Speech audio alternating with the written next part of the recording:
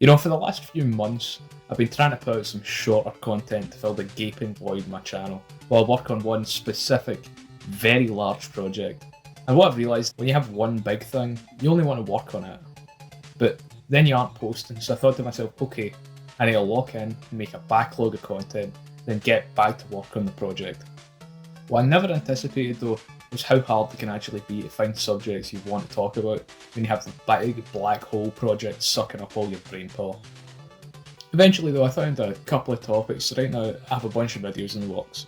One of which is of course the one you're watching, but also not really. See, after my last video on Captain Scarlet, I thought, wow, 800 views? Perhaps another video on a Jerry Anderson property is in order. So I got my hands on Thunderbirds for PS2, and I don't even want to talk about it. Captain Scarlet on PS2 was a bad game, but this is just, well, it's just depressing.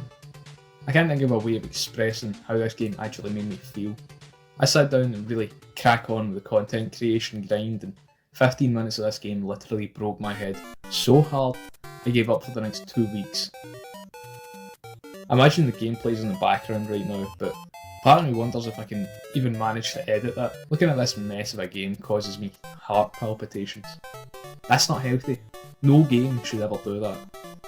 It's only 7 levels long, and each level should only be a couple of minutes each, and yeah, I can't for the life of me bring myself to play it, because it scares me. I know somehow me and my brother interacted with this game when we were younger, although I don't ever remember owning it directly, so there's perhaps some kind of repressed childhood trauma still impacting me. But this game, oh, I'm going to try and talk about it. I'm not sure if this video will even make it past the 5-minute mark, but damn, I'll try. Thunderbirds on PS2 is a game based off the incredibly popular TV show of the same name, produced by Jerry Anderson in the 1960s. It revolves around international rescue, an organisation who help mitigate disasters as well as do rescue work around the world. It could be terrorism or a landslide. They do all sorts of stuff with their purpose-built vehicles, the Thunderbirds. For a lack of a better term, it's baller. I mean, the spaceship comes out of the pool. Are you shitting me? Popular enough to receive a live-action movie in the 2000s, starring Vanessa Hudgens of all people. Despite that film's it was kind of the right time for a game adaptation with the amount of reruns this and Captain Scarlet had on TV. British children were sure to eat this up.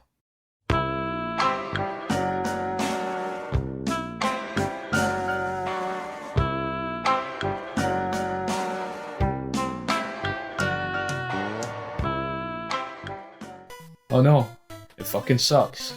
So what's our story? It's a blast game. Did you think there'd be a story?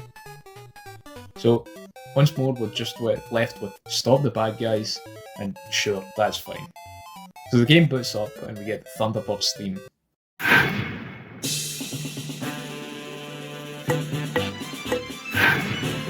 As well as this dog shit looking title screen.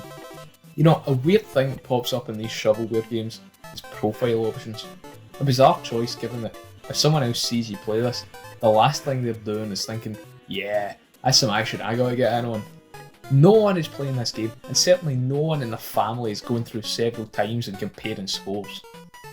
Why add this? It's pointless effort. There was one thing in this game though that gave me a sliver of hope, and it was this.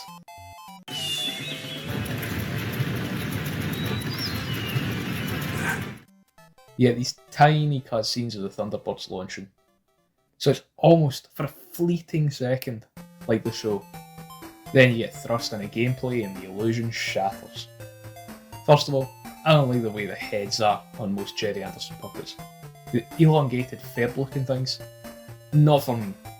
I always preferred Captain Scarlet to the rest, but damn! Jeff, what happened? They managed to make him look uglier.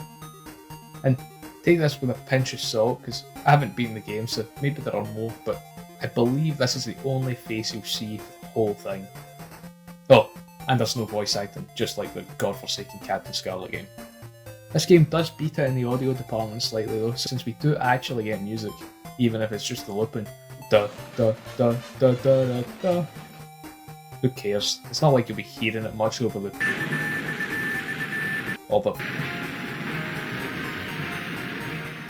Jesus. Every time I try to get to the gameplay, another assault on my cranium distracts me. What have we got? Have you ever wanted to be instantly depressed, but also so bored you can't find the motivation to sewer slide yourself? Oh boy, do I have a game for you. Missions consist of flying around, picking things up, putting them down, landing, and then the worst asteroid clone the human race has ever birthed. I've never played Asteroid, but I know it's certainly better than this shit. You place 3 of the Thunderbirds. 1 picks things up and occasionally shoots things. 2 picks things up and occasionally shoots things. 3 just shoots things. 4 and 5 I think are pretty much just absent. Regardless of which vehicle though, you fly around in a single plane. 1 altitude until you try to land. So rather than you being able to just fly over a mountain, you have to fly around it. This isn't a bug, it's a feature. This is how the game creates artificial difficulty. Just watch, this is what the standard pick things up objective in a mission looks like. I'm aware it looks like I just suck, but this isn't on me. When you're holding the object, it hangs so low that almost the entire map becomes an obstacle. Then you throw bad controls on the mix, your chance of enjoyment drastically goes down. See, the wreckage knows it can't fit through, so it isn't even trying. No, but seriously, the turning circles are so large, the controls so annoying, that it's damn near impossible to do anything. You have to perform every single movement at a snail's pace so your Thunderbird doesn't go careening into Birmingham and cause 9/11 too. The biggest problem is that nearly every task has a time limit, so you try and complete it quickly and just get blown the fuck up over and over and over and over. There is one part of the controls though that sticks out, and that's their wind. Apparently these gigantic behemoths are completely immune to wind until they try to land or pick something up, at which point they functionally become a Glaswegian trampoline. Not only that, but their presence near land is enough to piss off God and make him change the wind direction every 30 seconds. The moment you hit the button to land, you have to counteract the wind so hard it feels like you might break your controller from the strain. The one thing I can compare it to is that bit in Rebel Assault, where the left hand side of the tunnel dandadans the Millennium Falcon. The controls are soul destroying. Every action you attempt will be crushed by the ever oscillating wind. Sometimes these little enemy planes turn up and you have to shoot them. Not sure if they're really ever explained, but I guess that's cool. Certainly a feature. There really aren't more words I can say. If I attempt to lengthen this video anymore, it'll probably cause me to lose motivation permanently. So with that, stay tuned for the next video. I've got some decently big ones compared to this coming up. Subscribe and hit the buttons or whatever. I'm out.